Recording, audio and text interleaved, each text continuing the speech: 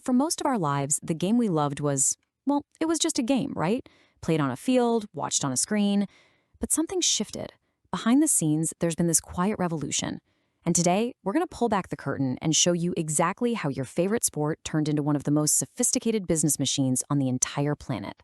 Think about it. We're all stuck in our own little bubbles, right? Our feeds, our algorithms, everything is personalized. It feels like our shared culture has just shattered into a million tiny pieces. And yet, there's this one last campfire that we all seem to gather around. One final thing that brings us all together, in real time. So what is it? What's the one thing left that can grab millions of us all at the exact same moment? Yep, you guessed it, live sports. It's literally the last piece of appointment TV left. Millions of us, all focused on the same screen at the exact same second. And you have to understand, in today's attention economy, that kind of shared focus, it isn't just valuable. It's the holy grail. It's priceless. So this shared real-time experience, there's a name for it. Economists call it the last monoculture, and it's become the most valuable commodity in all of media. And the battle to control it, man, it's not just reshaping entertainment, it's reshaping technology, business, everything. Okay, so here's what you really gotta get. The game isn't just about what happens on the field anymore, not by a long shot. It's evolved into this huge, complex system of tech and money, all engineered by some of the most powerful companies on Earth. So who are the architects of this new sports universe? Well, it's not the old TV networks you and I grew up with either. A whole new league of owners has taken the field. Big tech. And listen, they aren't just playing to win the game. They're playing to own the whole damn stadium. And to do that, they are spending an absolutely insane amount of money. Just look at this number. This year alone, streaming platforms are set to spend, get this, $14.2 billion on sports rights. And that's up 7% from just last year. The growth is just explosive. But here's the kicker. For the first time ever, the single biggest spender isn't a sports-focused company. It's Amazon Prime Video. They've blown past everyone else. And this, right here, signals a huge, fundamental shift in the entire industry.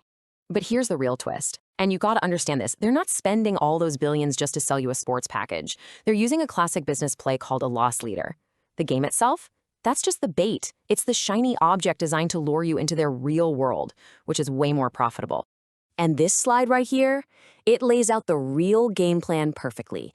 It's all about ecosystem lock-in. Think about it. You come for the NFL on Prime, you stay for the free shipping. Amazon gets the NBA, suddenly they have a global stage to show off the power of their AWS cloud infrastructure. Apple gets the MLS, well, that's the perfect excuse to sell you an iPhone or maybe even that fancy new Vision Pro.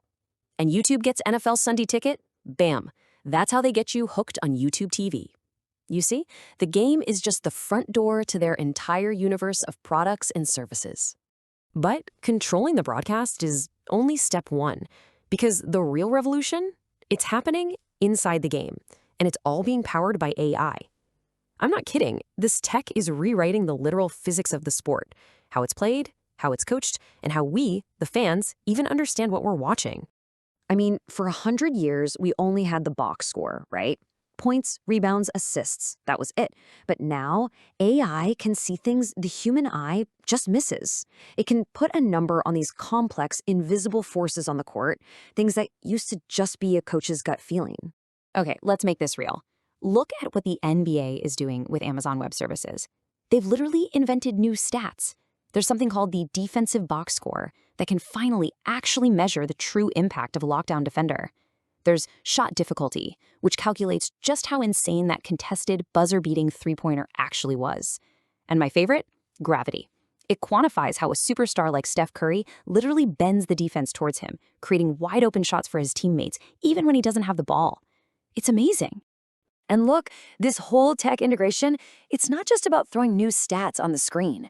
The next frontier, the real goal, is to make the screen just disappear. To use immersive tech to put you right on the court, inside the game. Listen to what one reviewer said after watching an NBA game on Apple's Vision Pro. The device uses this immersive video to basically give you courtside seats. You feel like you're there.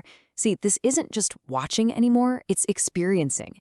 And That's the killer app that makes someone say, you know what, I'll drop $3,500 on that headset. So we've seen the business strategy and the technology, but what does all this mean for you, for the average fan? Well, all this amazing new access, it comes at a price, a very real one, because this whole system is built to plug directly into your wallet.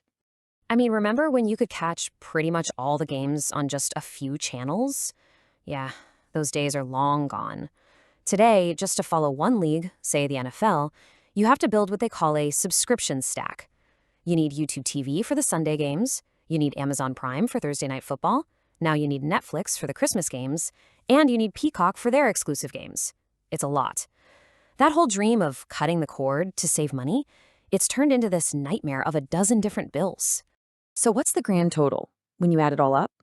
A recent report found the average U.S. household is now paying almost $1,500 a year just to follow their favorite teams. It's so ironic, right? This whole great unbundling of cable was supposed to give us more choice and save us money. Instead, it's made being a real sports fan more expensive than it has ever been.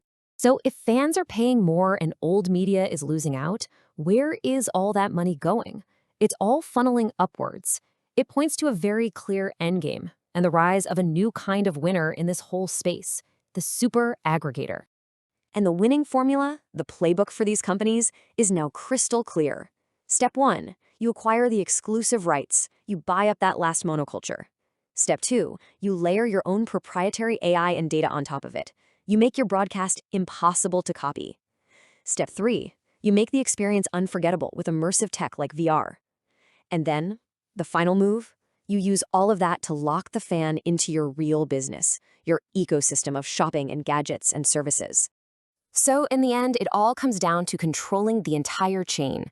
The winners in this new era aren't just TV channels. They're the ones who control every single link, the rights to the game, the AI that analyzes it, the device you watch it on, and the ecosystem you live in.